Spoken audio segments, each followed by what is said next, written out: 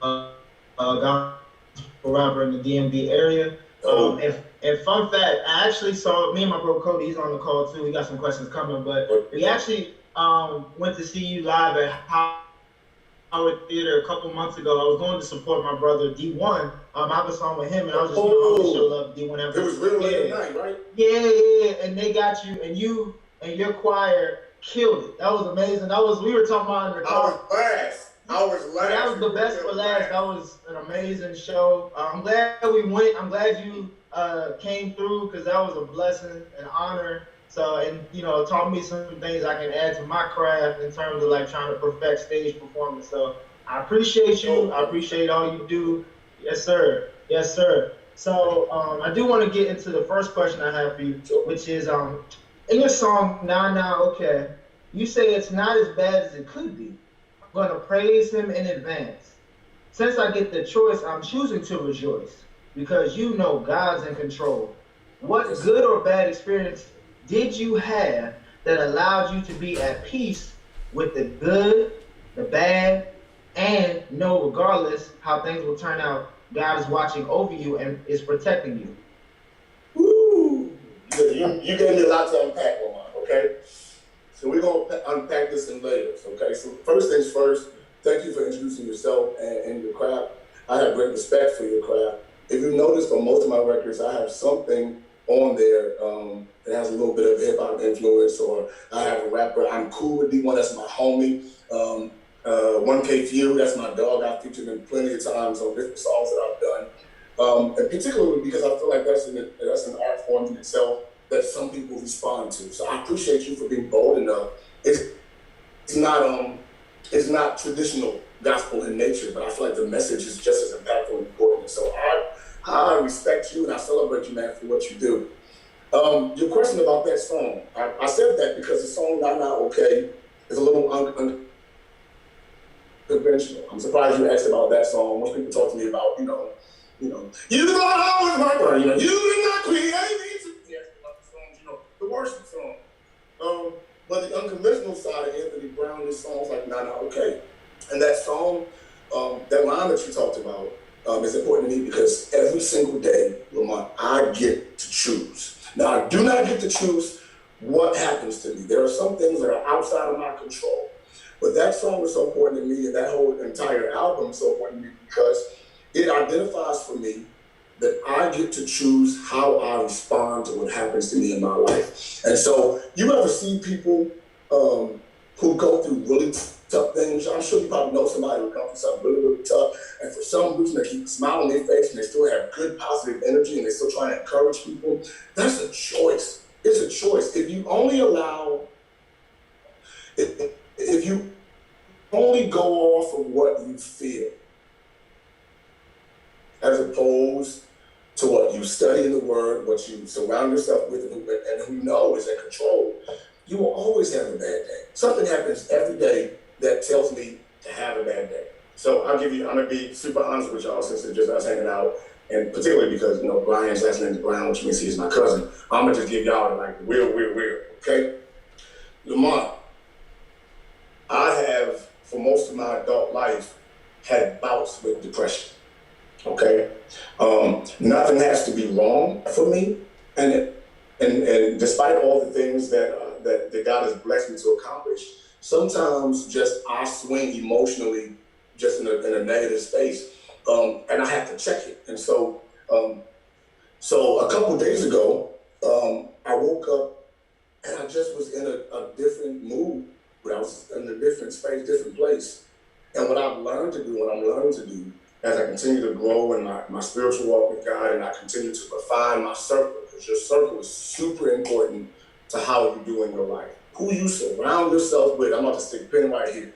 Who you choose to surround yourself with either attributes to you having more life or you not having life. And so I try to surround myself with people where I can call them like this particular day and say, look, I'm having a weird day.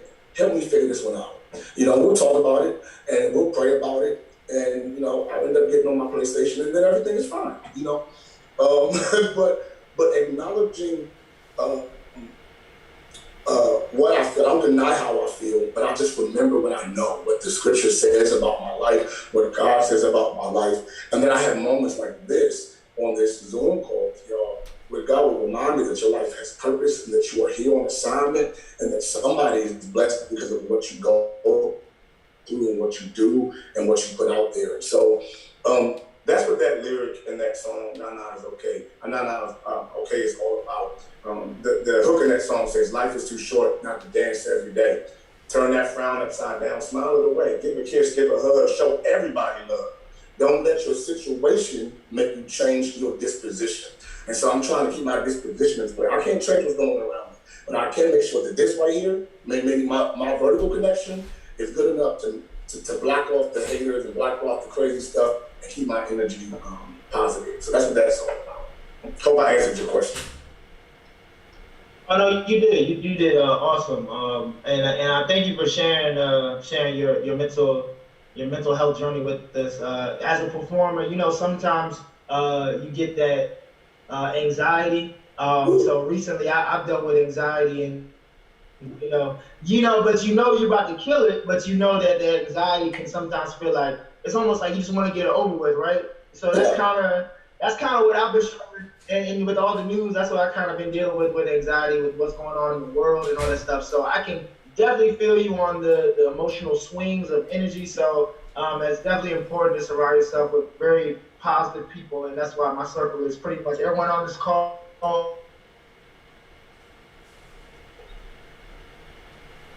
I appreciate you. Thank you so much for sharing your story, and I'll pass it back to Brian. Thank you so much. Appreciate both of you, man. I'm glad you both actually shared a little bit of light on, mental health and mental awareness and just how normal it is. You know what I'm saying? Like, especially, it's important that we talk about those things amongst our community and our people because it's something that's kind of took a back. That I all realize, like, we are very human. We are all normal people for having feelings, whether they be high or low. It's just about what we're gonna do to manage and deal with those feelings as that, because life is gonna happen to you regardless.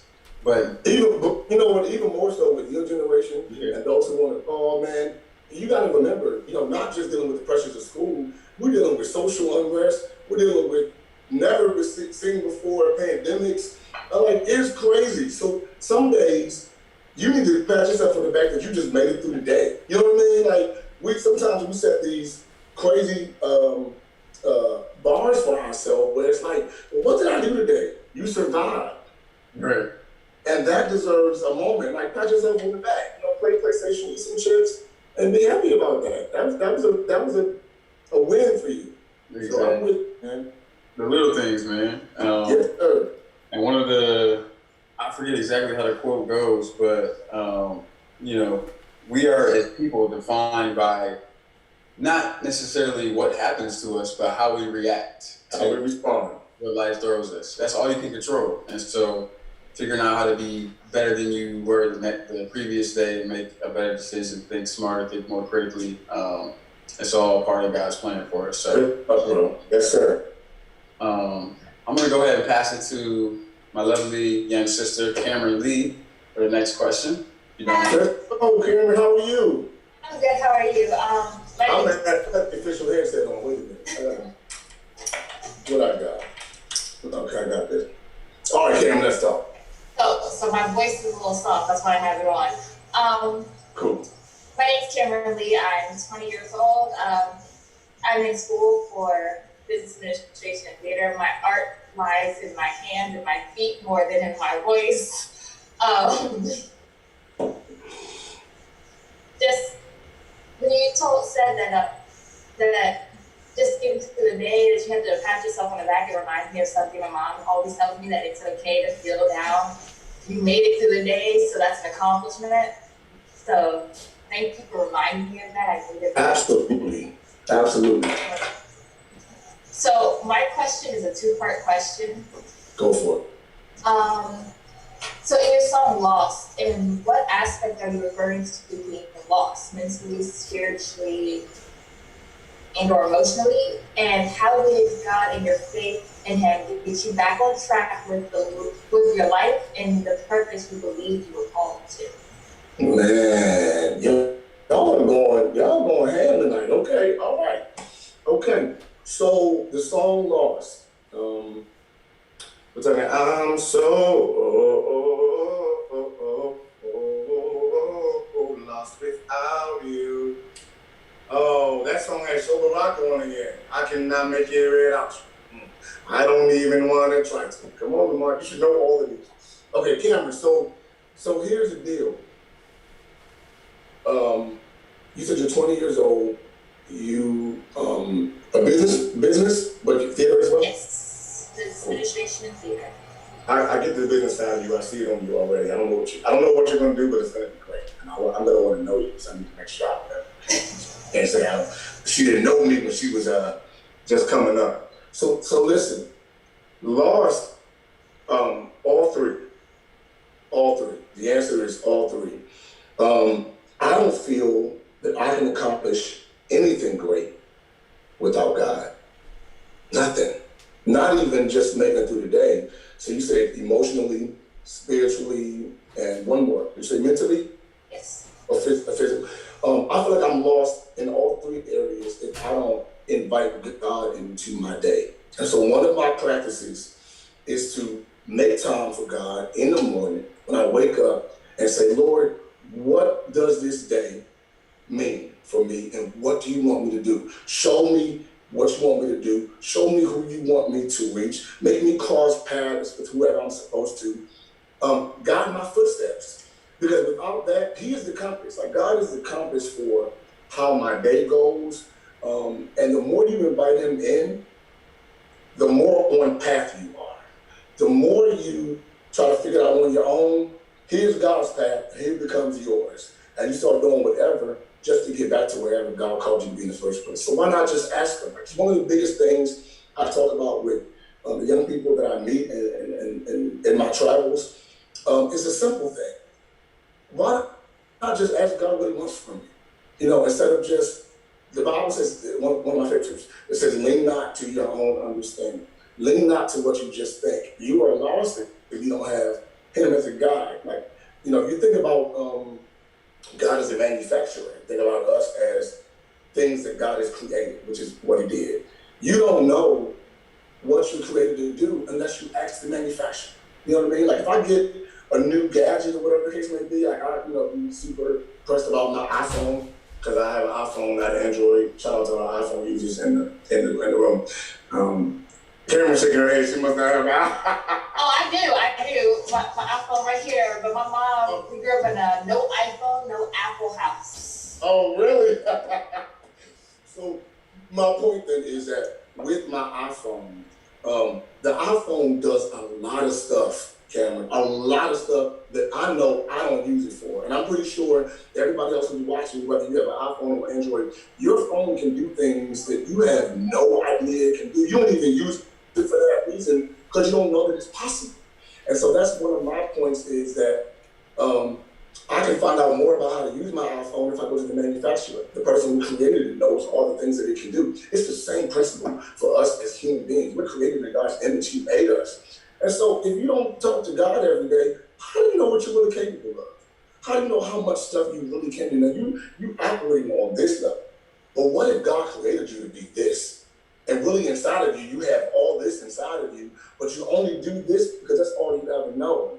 And so that's what I'm talking about when I say lost. I am lost for who I am unless I go to God and figure out from God, what did you make me for? And what do you want me to do?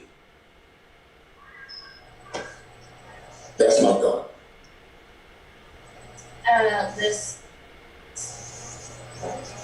For me, I really struggle with, I have a medical condition that really made me struggle a lot with my connections to people and to God because, I asked, why me? Why do I have to struggle almost every day just to continue to move forward?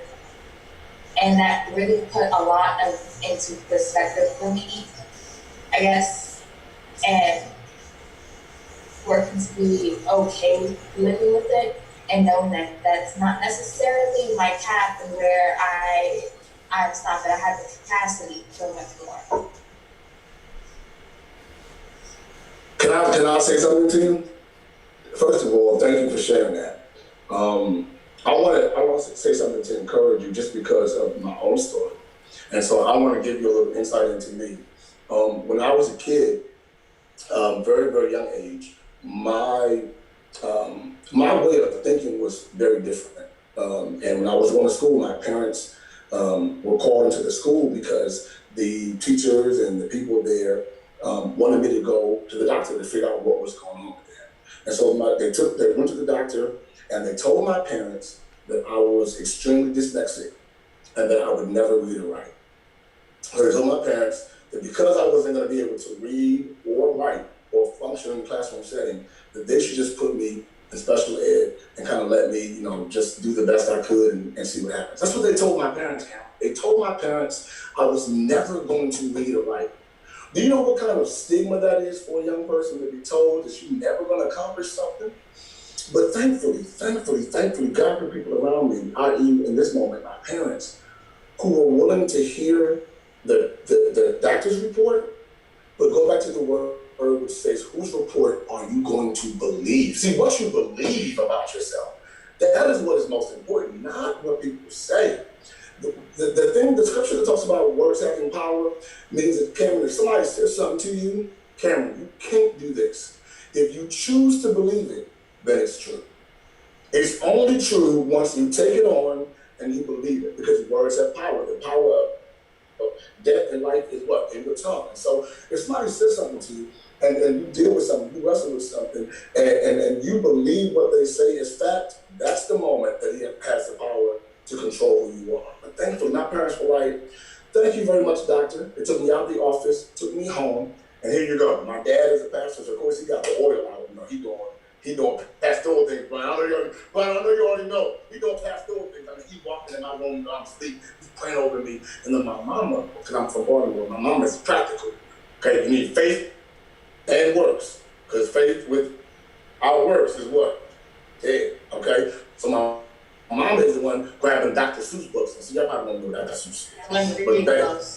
Okay, so my mom was like, come here. Okay, 1 fish, 2 fish, red fish, blue fish, say it. And I'm like, okay. My mom was like, I do not like putting eggs in ham. So my daddy is like, you will live and you will not die. And my mama is walking me through how to do it. So that those same teachers, Cameron, and those same doctors had to come 9 months later and watch this little boy who they said would never read or write win the citywide spelling bee years in a row. That's what God does. And so the reason why I told that whole story for you is because I believe that God allows those moments for us so he can show us how incredibly amazing he really is. Can you imagine what the doctors and the teachers felt like sitting there watching me be like, Mississippi, Mississippi, Mississippi. They had to sit there and say, we said one thing, but God said another thing. And so I've learned now in my life to embrace the moments of challenge, because it's in the moments of challenge where God puts the extra on the ordinary and you start doing extraordinary things. So much. I work with special needs kids, and even though I encourage them to not say no and know that they can do so much more than what people tell them that they can do, sometimes it's just hard to believe in yourself when it's only just your mom telling you that you can do it. So, thank you so much. You are welcome. And I meant what I said. So even if it's your mom, and you got a cool people on here, I believe, that believe in you as well. Surround yourself with people who can see where you're going, who will support you and love you, because you got something great to do. I 100% believe that. I'm not a betting man, but if I was, I'd put my money. All right, Brian? Yeah, thank both of you guys. And I like what you said a few seconds ago, just referring to, I watch a lot of motivational, videos, speakers, whether it be from pastors, just influencers in general. I just like feeling. You said, the person who believes he can do something and the person who believes he can't do something are both right. it's just a matter of which side you decide to believe in.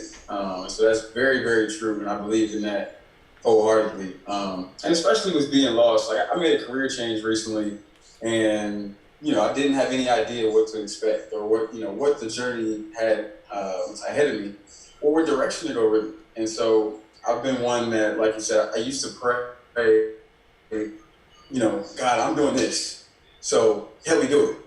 Rather than what I'm seeing now more so in my life is like, you know what I'm supposed to do. You know what my ultimate purpose is. I'm going to let go. I'm going to be free to let you guide my steps. I have a tentative plan for what I, generally do every day, but, so I don't know what the future holds, for my life, my ultimate purpose. So I ask him now, like, with your blessing, guide me in the right way. Guide my steps. Give me confidence and the ability to, take those steps in my journey confidently. But I'm not going to act like I know what's going on. All power is with you. And so just ordain those steps in the best way that you see fit. And I will try to do what I need to do down here. So I agree 100%. Definitely, man. So I appreciate that answer for sure. I'm going to go ahead and pass it to my cousin who's on the call. His name is Cody Glaudet. He's going to shoot you another deep question. We're hitting you. Who's the deep ones tonight, man? Let's go. What up, cuz? What's up, man? What's up? It was crazy, man, with Lamont. I know Lamont since like the second grade. We've been neighbors the whole time almost. Brian's my cousin. Pastor Brown is my uncle. But anyway, me and Lamont, Dominique too. Small world. Dominique was at the show too when we saw you. I think it was the Howard Theater or whatever. And I'm thinking it's like a full choir behind you because they sounded so good. But it was like 3 people behind you. I was like, dang. So I was like, good Lord. I was like, is there the speaker? Right. Anyway. But I'm Cody. I'm a business owner. Own a mobile detailing shop, 3 years strong. If you need your car wash, holler at me. I'm in PG County, you know what I'm saying? I get right. Oh, yeah, we gonna call you.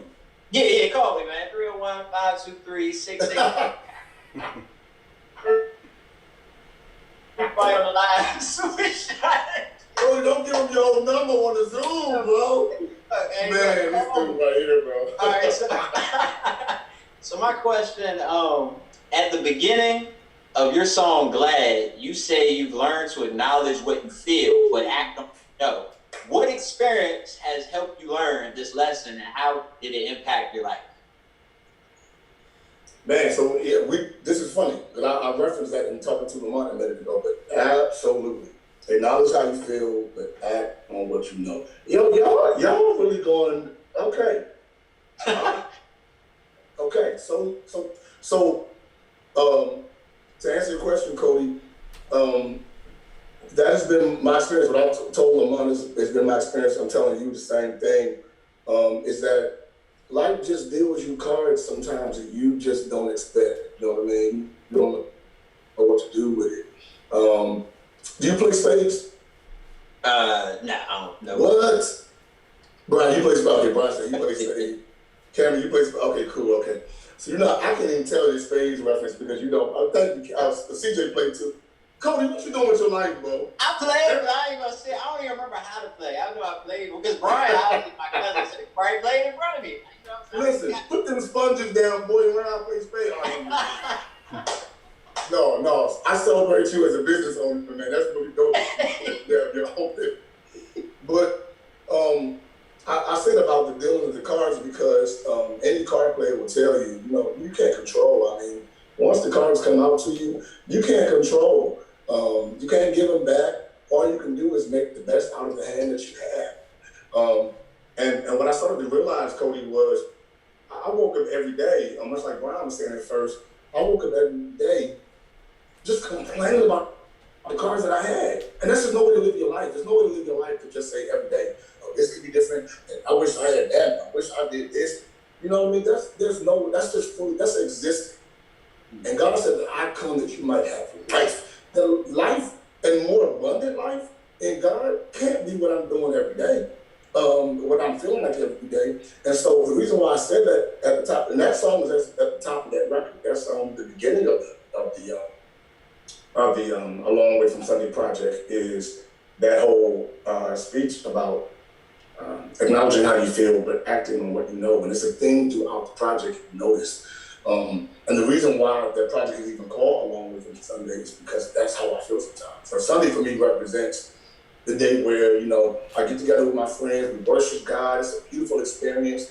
I love going to church. I'm not one of the people that's like, no, I miss church right now.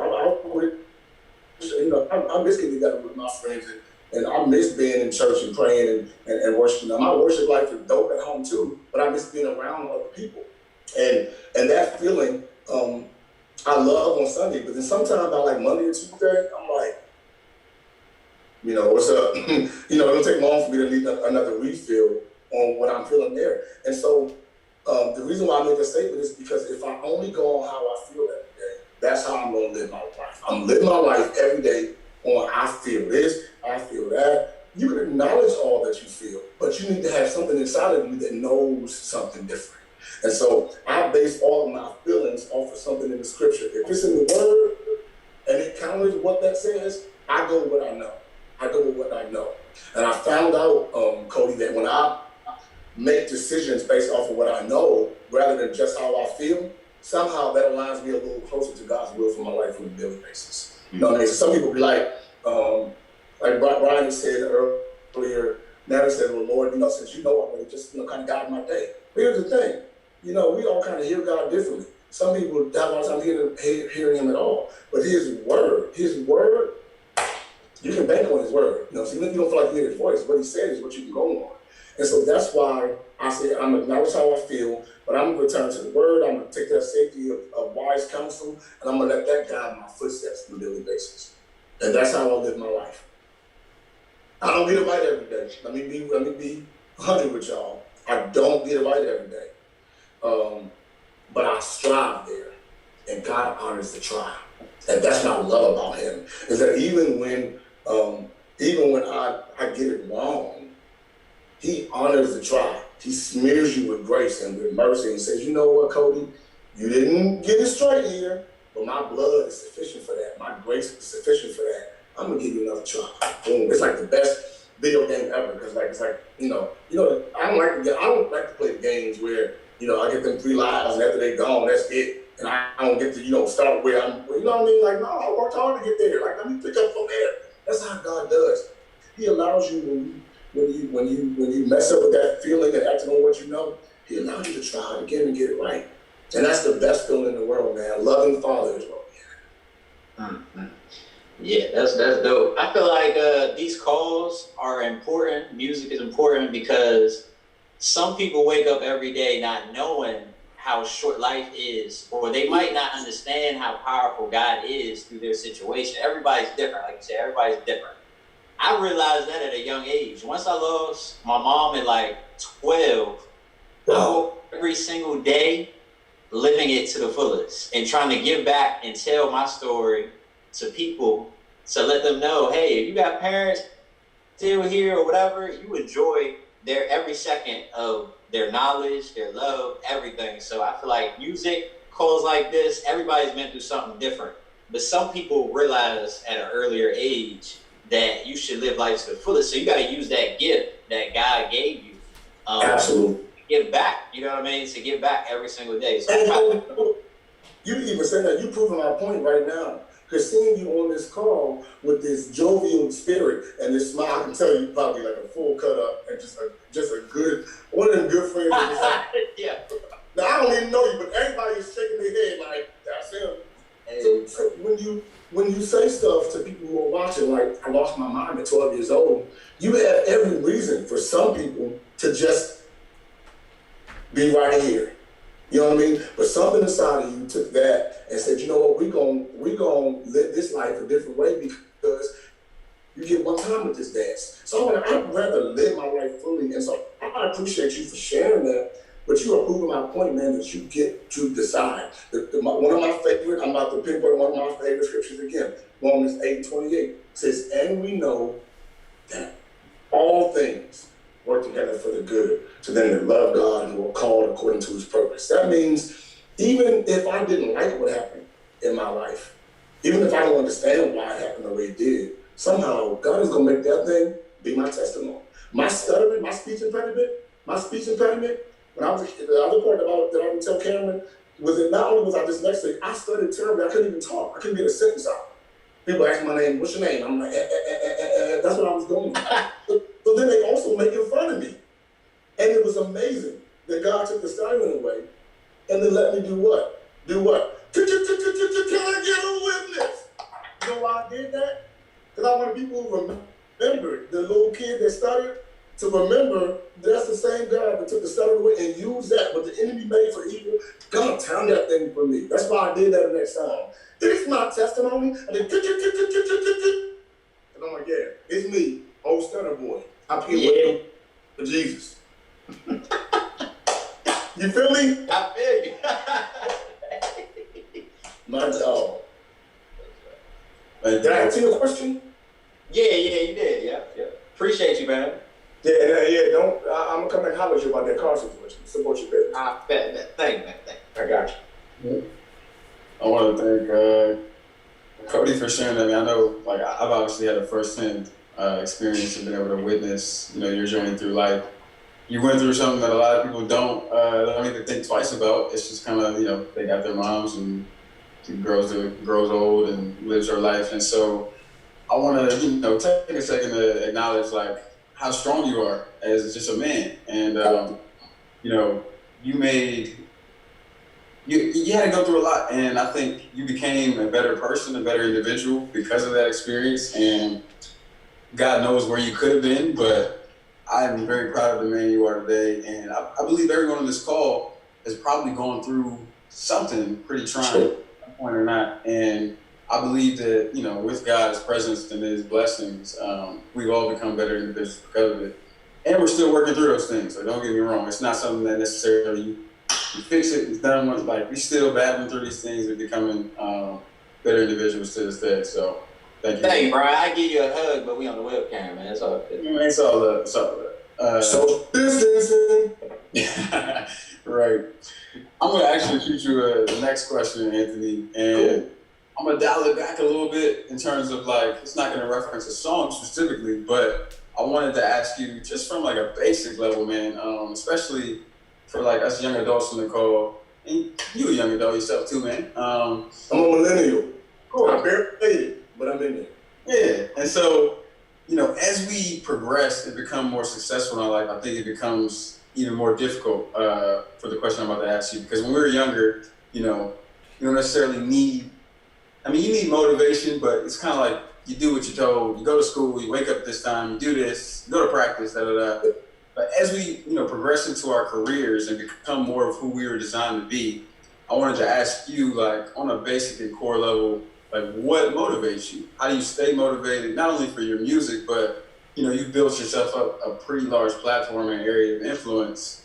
What drives you and what keeps you going? What makes Anthony Brown tick?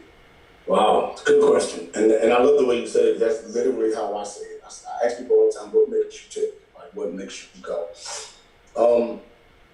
And believe it or not, man, as much as I've been able to see and accomplish, Brian, I live for moments like this one. I love it.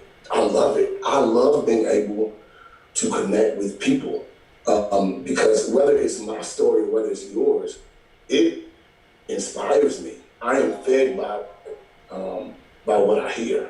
So hearing Cameron talk about her life and hearing Cody talk about his life and hearing Lamont share a little bit about who he is, all those things kind of fuel me a little bit. I write songs based off of moments like this. So I try to find moments like this to keep me inspired.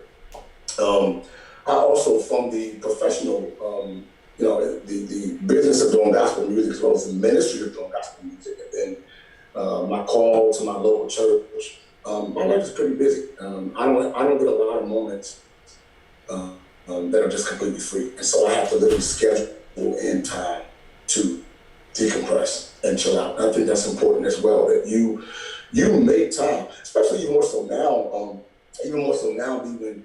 When work for me is in front of the computer most of the day.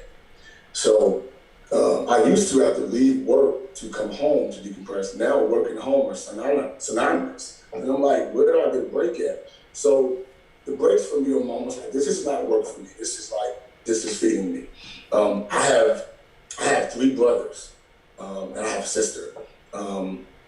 They feed me too. My spending time with my family is high on my list. My family is super, super competitive. I mean, like next level. Like my dad, we used to get punished for stuff as kids, and my dad was so competitive that we could be like, but if I beat you in Uno, I'm not punished no more. And instead of being like, no, I said you punished, he would literally play us for it, like for real. Like, and we live in a house where, you know, I know these new Uno players be like, you can't pile on, whatever. We pile on, yo. If draw 4, draw 2, they'd be piling on 26 by the time they got around here. Like, it was crazy. And so having that time with family for me is also, it fuels me. My dad taught us all to play tennis and racquetball. So we played racquetball pretty competitively, and when we could. So going in there with them and doing that, you know, I like outdoor, I like nature, and I have a Rottweiler, a 1-year-old Rottweiler who is like a horse, who I'll take out in the woods and, you know, just spend time out there. So all those things kind of help me kind of decompress and balance out all of this. Most of the biggest moments in my life, Brian, like, I remember that people ask me all the time, like, what did you do the night after you, like, won in 10 Stellar Awards? Like, what did you do? And I'm like, I ran to my room, first of all, because I'm extremely shy. I don't like being around a lot of people. And that night was tough for me emotionally because all the attention was on me. So I was trying to put that attention on God. And then by the time I finished and took them Stellars back to my room, all I wanted to do was go to White Castle and plug out my Nintendo to my TV in my room and play like Super Mario Brothers. Like, that's what I did. People be like, did you go home celebrate and do? I'm like, nah, I pretty much play Nintendo and ate some White Castle burgers. That helps me to maintain a level of balance in my life. And I forgot who asked me. Somebody asked me about my mom saying why to him. I forgot who asked that. Who made that point. But that's like a code word for my mom. When I'm flying places, when I'm doing stuff, she'll say write to him, because writing to him or writing at the piano, sitting at the piano writing, that's another one of my comfort places. And so it's her way of telling me, just remember, you know what I mean? I know you're going to, you know, do a concert at a stadium tonight, but just remember, you know, write to him. I'm like, got you, Mom. I got you. So that's what I do, man. That's how I maintain my chill. Got you. And I agree. I can resonate with that a lot in terms of family being one of my greatest motivating factors in my life.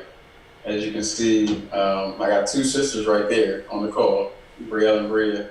Both your sisters, dope. The other one, her video's not on, but her name's Brianna. I got 3 younger sisters, right? And so I had no choice but to try to be the best example, the best big brother I possibly can. Sure. You know, I got several cousins my age, including Cody. We don't play around, man. We one of the most competitive bunch that there is. I'm talking about. You know what? You didn't have to tell me that. Someone told me once I heard Cody talking. I said, you know what? It probably gets real in the field. You know, I don't want to go paintballing with y'all. I don't want to go nowhere with y'all. I feel like it's always going to be your back.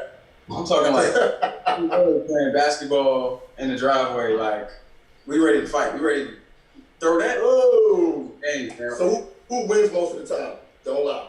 Definitely. Don't lie. It's definitely Don't lie. Yeah. Hey, look, I am the GOAT. I am the greatest. Oh my God. Man, family plays a huge role, and I think, you know, not only trying to make your family proud, but my Christ family as well. Like, I got a lot that I feel like I'm supposed to be capable of doing, and that God is going to show me at some point or another in my lifetime, God willing. And I want to make sure that I can show everyone that, you know, I have an influence over, a connection with, that everything that, you know, you dreamed or aspired to, God has made it possible for you if you stay faithful, make good decisions, and follow His word. So I resonate with a lot of that. Yes, sir. Man, I'm proud of you, man. That's really dope to hear. Shout out to your sisters too. You know, all Browns are related, so gonna figure it out later, when we connect. All right. Cody was a Brown for like a few years of his life, I think. You know what I'm saying? Or maybe he's always been half the Brown. Still got Brown collar. I was adopted. Nah, I'm playing. Nah. I got my dad's last name. I want to be respectful of your time, man. We're hitting 8:30. We had a few more questions, but I'm gonna go ahead and Well, you're good. Fine. Don't rush on my account. Okay. Well, yeah, I want to go ahead and let. I'm gonna kind of skip the agenda a little bit. I want to let Brielle, Bria, and Dominique get their questions to you, just because they haven't had a chance to speak yet, and then we can start to close it out from there. So y'all can go. As you feel. All right. Hi. Yes, this is Brielle. Okay. What's up, Brielle? So, as Brian just said, he's my older brother, and so my dad is Brian Brown, the senior. Shout out to my sister. She's very humble, but she's a very hardworking young woman. She's attending North Carolina A&T. Oh! For our scholarship. So. Whoa!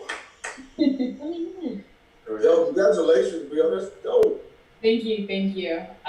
So yeah, I've been a part of the Beyond the Walls team for a few weeks now, and kind of always a little bit involved, stuff's always going on in this house, so that's always something fun. But my question is a little bit lighter, not as deep as the other ones. So I was wondering, how do you decide what you name each song? So the song this week, it talks a lot about miracles, and it says that a lot. So not being a songwriter, I probably would have named it something with miracles in the title, something like that. So I was just curious, how do you kind of decide what words stood out to you the most, or what you want the entire song to be called?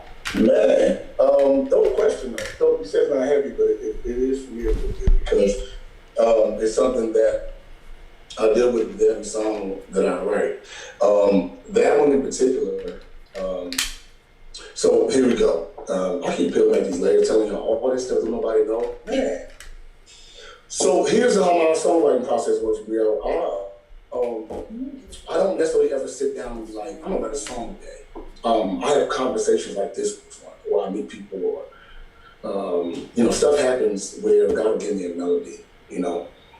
With that song in particular, and I get a lot of songs in my sleep, so that's why I like bedtime, because at night, like, God sings to me literally. Like, I hear songs in my head, and I wake up. The entire project I did, the work on it, it was happening so frequently. That's how I knew that God wanted me to do something, is because I was writing songs like every night. So much so that I put my keyboard beside my bed, because I literally would wake up out of my dream. They wouldn't stay there for a long time, so I would have to wake up long enough to put it down, like, got it, and I would go back to bed, so I wouldn't forget it.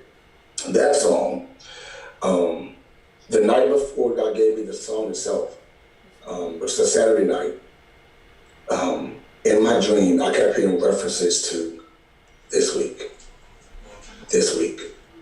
Like, whatever was happening in the dream. I don't remember the details of the dream, but I do remember that I kept getting the feeling this week. The next morning, which was Sunday morning, I was at church. Shout out to my church, First Baptist of Glenarden, where I served, and we had like we had 4 services, but it feels like 832. But we have service at 8, 10, 12, and 6:30 every week. And despite my travel schedule, I made it my business to fly back home on Sunday morning, or certain ways I can to be back there, directing my choir or doing whatever I do at my church. That Sunday when I woke up, I got to church. In my mind, I just all night long, like this week. Then I got to church, my pastor preached something that made him say for some reason, I want you to look out for God this week. As soon as he said it, I was like, well, this is for me. And I'm sitting on the side of the stage, and he's saying it, and then after he finished preaching, I grabbed the microphone, and I literally started saying, this week will be a week for miracles, and miracles. And I kept singing, and declaring it, and singing it. declaring it. And we just had to praise his worship off of that one line. The reason why I called the song this week instead of Miracle was because all I kept hearing the night before, and all I kept experiencing in church, was that whatever it was, whether it was a miracle, whether it was a breakthrough, whether it was a financial blessing, whether it was a spiritual freedom, whether it was emotional freedom, I wanted to put a timetable on it because your words have power. That whatever it is, whether it's a miracle or not, put some demand on that thing. When is it going to happen? This week. That's why. That's awesome. Thank you. Yes, absolutely. All right, let's do, let's have Dominique if you want to go, and then Bria can end it off. I think your questions are somewhat related. If y'all want to go ahead. Yeah. So thank you again, Anthony, for coming on the Zoom chat with us. I have to say, so I was with Lamont, like I said, and Cody when we went to go see you at the Howard Theater, and being by those two music artists, I've had the opportunity to really kind of see how different artists operate. And what I've learned is that so many artists, they can record, they can perform, but none of them really feel their music or live in their music like you did. And not only you, but all of the artists, the singers in the background. That's what, oh my goodness, sorry. It gave me chills, especially being someone who grew up in a Catholic church that wasn't exposed to this kind of music. It really, I don't know, it just made me feel really good just to kind of see what you actually put into not only the music industry, but inside of the world of faith. Dominique, before you ask your question, first of all, the more you and Lamar and Cody talk about it, the more I feel like I remember about sitting out there. I keep going back. We were eating the cheese and crackers. That's right. Okay. A moment before you ask your question, to just celebrate. Thank y'all for talking about group therapy. I want to take a moment to celebrate those people. They are so much more than quote unquote background singers. They are frontliners. That's what I call them. They are my frontliners, and they're my family. We've been doing this together for 20 years. Wow. They didn't just show up out of nowhere. We were teeny boppers hanging out together. And I celebrate them because whatever God's plan was for my life, they were a part of my little bit road. They've been walking that journey with me all this time. Fun fact, it's one thing, and you said you were hanging out with Cody and Lamont. As creatives, as artists, they'll understand this, that, the journey to get to where you're going is often, very colorful on your way. My story is very colorful. I moved to California for a couple of years. I left Baltimore, which is where I'm from. I moved to California. And those people, Dominique, they believed so much in me that they moved to. They picked up their lives, quit their job, and they moved in my one-bedroom apartment, all of them. Wow. Yeah, for a whole nother day. But can you imagine, 9 people in a one No. That's how we were living. It was like the real world before the real world was a thing. Legit. The stories, we have to love each other because we know too much about each other at this point. So you can't fall out because then, I have to kill you. You know what I mean? So you got to stay, period. But shout out to Group Therapy. I just wanted to highlight them because they're super dope, man. I love them. But go ahead. They're awesome. Well, yeah, I just want to say, you guys are just so awesome. Just absolutely amazing. And the more I speak or you speak on this chat, that even more I'm just gravitating towards all of you guys and your work. So once again, my name is Dominique Thornton. I'm a newer member to Beyond the Walls. During my, normal day, I'm a mental health therapist. I guess I'd call myself a little bit of an artist, although I am not a singing artist. I can sing, but I can't sing. So I'm gonna leave that to you. And I guess there's a little difference. And most recently, an author too. But so, congratulations. Thank you. You guys are definitely inspirational. So hopefully I can put that into some of my work going forward. But so segueing to my question, with COVID being the pressing thing right now, right? So I guess we're in a little bit of an entanglement. See what I did there with COVID right now. With that being so, I guess it's so present right now. I'm wondering if you can identify something, since you're so positive, if you can identify something that has been open for you or any new opportunities that have come even in the midst of all this quote unquote negativity. Oh man. Yes, I can. I sit here, Dominique, first of all, I celebrate you. That's awesome. I think both your occupation and your ambitions as an author are inspiring to me. And so thank you for sharing that. This is dope. All y'all here just killing, man. So yes, I sit before you as a witness that God is not impacted by COVID. It does not faze him in the least. And whatever, you know how, Dominique, most of us, if you are in church anywhere, every year there's like a theme for the year. You know, every pastor is preaching a theme message on New Year's Eve. So of course, you know, year 2020 coming in, what does everybody say? Oh, it's the year of vision. You know what I mean? It's the year of 2020 vision. You know, everybody say it. And then this happened. It started for me when Kobe Bryant passed. I said, this year feels weird. And then behind that came COVID, and behind COVID came the civil and justice and unrest became like a thing. And it's only July, you know. So I appreciate you for mentioning as a mental health therapist, as a person that works in that field, the impact that it has on us mentally. Because it does have an impact. You know, all that's going on right now for all of us is like a lot to take on.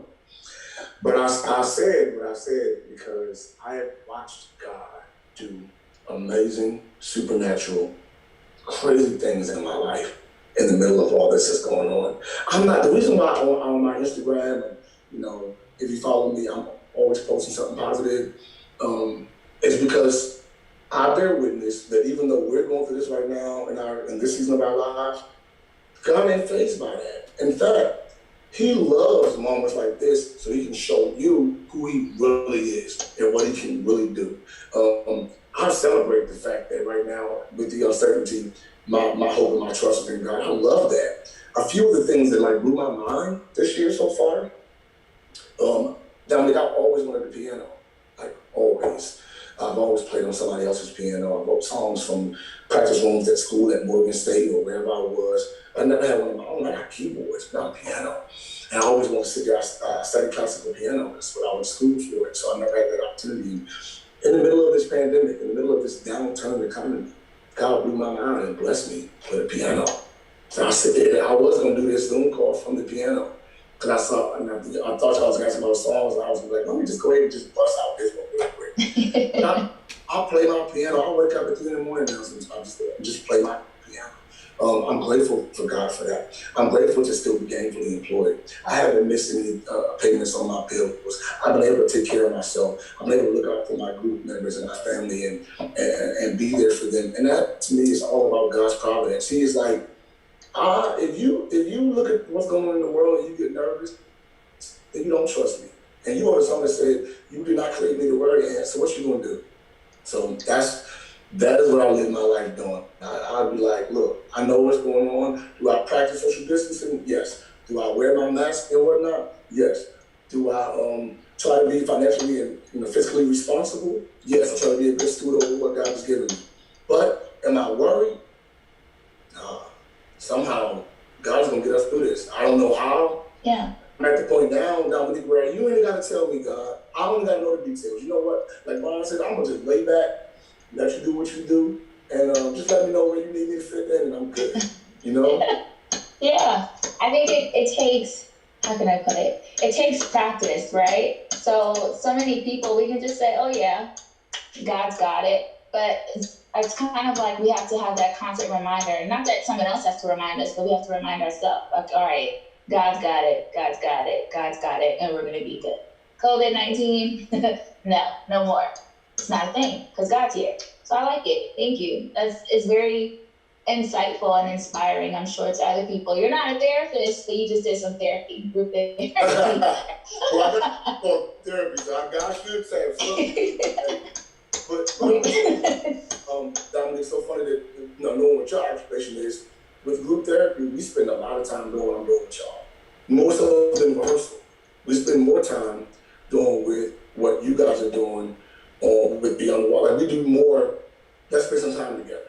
And that's what you hear. When you see us on stage, you hear relationship. You don't hear rehearsal. You hear relationship. That's what matters. I'm gonna probably use that statement tonight, just because y'all look on my social media, because that was good. Do it. You don't hear a rehearsal on the stage. You hear a relationship. We spend a lot of time together doing what we're doing. Because that reminds you. Cameron was talking earlier. She was saying about her mom being a person, but you gotta have a tribe, man. Who's around you that can kind of check your worst impulses, that can encourage you in the right direction. And so that's why I put that normally every night on my Instagram, probably about between 9 and 10 p.m., I put up a message of inspiration every night. 2 weeks ago, Dominique, in the middle of the civil unrest that was going on and the injustice that was going on, some lady came on my Instagram and she tried to lead me a new one, talking about, you come away being encouraging, blah, it's not even time for that. You know, you're so insensitive to trying to be optimistic when you know what's going on right now. I said, it made me stop and say, man, somebody out here is so distraught in their own mind. They mad at me for being encouraging. You know what I mean? Normally, I have I have an anointing for Black and Delete. I don't entertain foolishness. I see it and I be like, oh, this is amazing. Black Delete. I'm not a song about it. It's gonna be called Black Delete. Because you save yourself in trouble. Some people you can't go back and forward, man. You just Black and Delete, keep it moving. Yeah. That particular day, Dominique, I had time. You know what I mean? I had time for her. Because she did it in such an open way. She was like, shame on you. She shamed me, Dominique. Shame on you for giving up these cookie cutter statements when you know what's going on in the real world. And I said to myself, I don't know what's going on in your real world. But over here in my real world, God is still providing. He's still making ways. He's still doors. Far be it for me to not give God praise and credit in the middle of what's going on. I'm not ignoring what's happening, but if you only go on what you feel and don't stop to acknowledge what you know, I keep saying it over and over again because that's not true. And so I appreciate you for highlighting that, but I just want to leave that as a moment of encouragement, not just for you, but for you guys, but for those who may be watching. Like, I don't care how bad it's looking. There's something you can be grateful for. Something. I don't care how bad your day is. There is something you can stop and say, you know what? CJ can say, you know what? My day wasn't great, but my sweatshirt is popping, my hair is freshly braided, and my life is perfect. And I'm going to give God praise for that. But you better find something every day to keep you on the path to gratitude, because gratitude makes room for more. So that's just my truth, man. No, thank you. I mean, I definitely appreciate it. Everyone on here appreciates it. And so I'm sure even all the people who see it on all of our platforms are going to appreciate it. It's here forever for people to use. So, Brielle, I think. Who's up next? I know someone's after me. Hi, it's Bria. So, Bria. Yeah, so I'm next to my sister. Baby sis? Yes, I'm the youngest. That would be reporting somebody didn't give baby sis a shout out to. She is one of the lights in my life, as well as anyone if you come in contact with her. I thought I was pretty a funny guy, relatable guy, but she's like 24/7. Can't help but keep from smiling, cracking jokes, and she's just a wonderful person. So fantastic. Nice to meet you, Bria. Nice to meet you. Or cousin. Just call you cousin. I'm gonna figure out how to go ahead. Okay, so Dominique just talked about the COVID-19 pandemic, and I wanted to talk a little bit about the racial pandemic that has been going on. And I was wondering, just with that going on, have you had any new opportunities from the racial pandemic that has been going on? Great question. I did. I'm reluctant to call it an opportunity. I'm more inclined to call it a responsibility. The The impact of the George Floyd murder, it ran deep for me, and it made me think not just about me, but Black people as a whole, and even more so as I'm looking at Lamont, I'm looking at Brian, I'm looking at Cody, I'm looking at CJ. To be a Black man growing up right now comes with an incredible, unique challenge. You can't ignore the fact that that there are people that look at our skin color and our abilities as a threat. But that thing, I grew up in church, but that thing hit me in my heart. I've been pulled over before. I've been profiled before. I've had to deal with my parents having conversations. When I told you I got 3 brothers, all boys, and the baby sis, having conversations about what to do if you encounter the police, and it's just a reality. And so the racial injustice as the church body, as a believer, as a Christian, I can't ignore that. I couldn't just pray. I felt the need to do something to make my voice heard, to use my platform to make a difference. And so I didn't even plan this, but I'm actually wearing my responsibility. I'm wearing it. It's a t-shirt that just says stand up, has some stuff on the back too. It says vote and pray, smile and love. Come on, Black Lives Matter, let's go, B. Okay, period. So look, this became my responsibility, my statement, became my answer to what I saw, which was to figure out how I could benefit what was going on in the world, how I could bless somebody as a result. And so stand up is my statement. It's my call. It's me telling people we cannot sit back on the sidelines with this one, y'all. We have to be actively engaged. We got to educate ourselves. And I'm not even just talking about with how to deal with police. I'm talking about with who your representatives are, who your senators are. Know what they stand for. Get in the fight and know how to vote and be there, be present for stuff like that. And so that's what stand up means. It means use your platform, use your social media. Make sure you're encouraging somebody. Make sure you're building somebody. What can you do? Everybody can do something. And so this was my statement. I started releasing these on my website, and I used a portion of the proceeds of this I did it to start a scholarship fund. And so, Bria, the night before, I pressed them up. I have a company that I work with that presses stuff up. So I pressed them up, and I won at church that day. And I had my praise team with me. So I told them, y'all just rock this. I'll give it to you, whatever. Just rock it so we can make a statement. That was at 8 o'clock service. By 10 o'clock service, Bria, the whole church was writing in, and people were writing in who were watching our broadcast nationwide saying, how can I be a part of that? So God said, Anthony, start a scholarship, find creative people, groom them, take on some mentees, teach them what you know, and pour into the next generation. I said, Lord, I'll do what you tell me to do. So I didn't find my little t-shirt was going to make a big deal. But Bria, I put it on sale at noon on that Sunday. So we got service at 8 o'clock, I wore it. 10 o'clock, they asked where they could get it. 12 noon, my team, shout out to my team, was really dope. So by 12 noon, my team had it on my website and everywhere else. It said you can start getting it at 12 noon on Sunday. And by 12 noon on Monday, we had raised $10,000 selling t-shirts.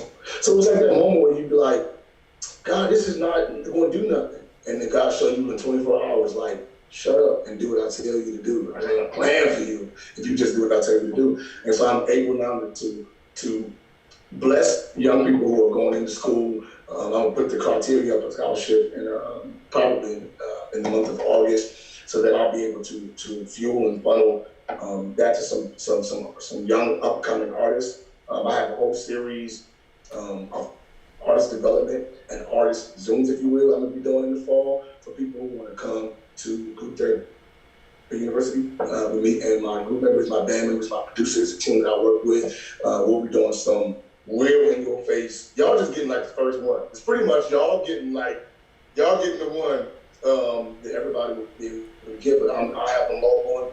And I'm gonna teach, I'm gonna pour out of myself, I'm gonna empty myself into the next generation to give them what I have and hopefully it'll help them. So that's what the racial the whole racial injustice thing did for me. It provided me an opportunity to be responsible and to stand up. Okay, thank you so much for that. My pleasure. My pleasure. Yeah, man. I want to say, like, I like that story a lot, especially your emphasis on, like, you know what I'm saying? Everyone should and can pray. Everyone can tweet, everybody can post, but, like, it's become evident more so now than ever. Like, we got to get out there in the field, put our hands dirty, make something actually happen. And we don't have that chance to, or we don't have that choice to let this time pass us by. I was saying about a month back, like, just how, you know, coincidental is it, like, among the myriad of negative things that have come with COVID, we did get this opportunity with this civil unrest where the entire world was paying attention to one themed event, central thing going on at the same time. And that doesn't happen very often, especially with, you know, the way our society is trending. Like, we always got so much going on. We're so important. I gotta do this, I gotta do that, I gotta be here, I gotta be there. And I think that's what was able to give us so much momentum. And, you know, the work is far from over, man. Like you said, we got a lot to do. But, you know, we gain more momentum now than I feel like we have in a few decades. And so it's imperative that we all, you know, remember that we have power beyond our wildest imaginations, and that, you know, the things that God has ordained for us to have, just as, you know, followers of Christ and human beings, we should not accept anything less. And so I definitely like that story, and, you know, we may have to get some of our people to apply for that scholarship. Hey, let's do it, and come to GTU in the fall, man. Have a good time with it. We're gonna do our best to, like I said, pour into whoever needs it, whoever wants it.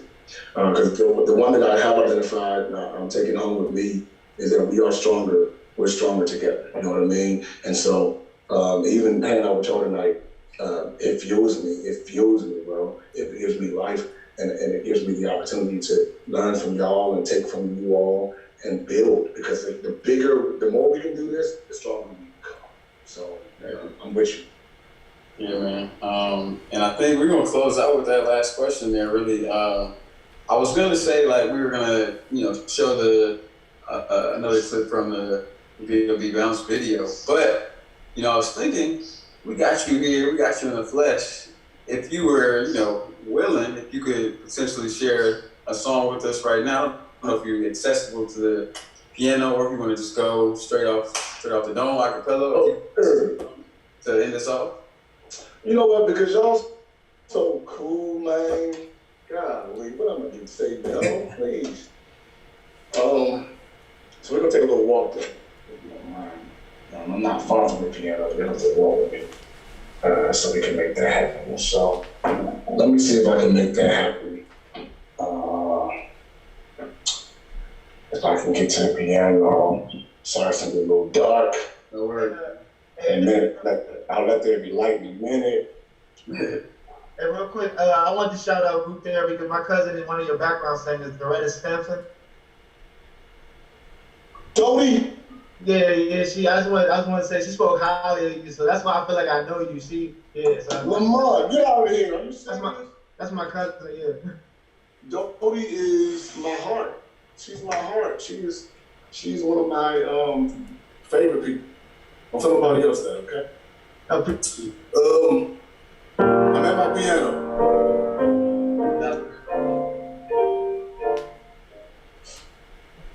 What should I do? Surprises, man. It was a treat. Man. How about the #1 song in the gospel charts?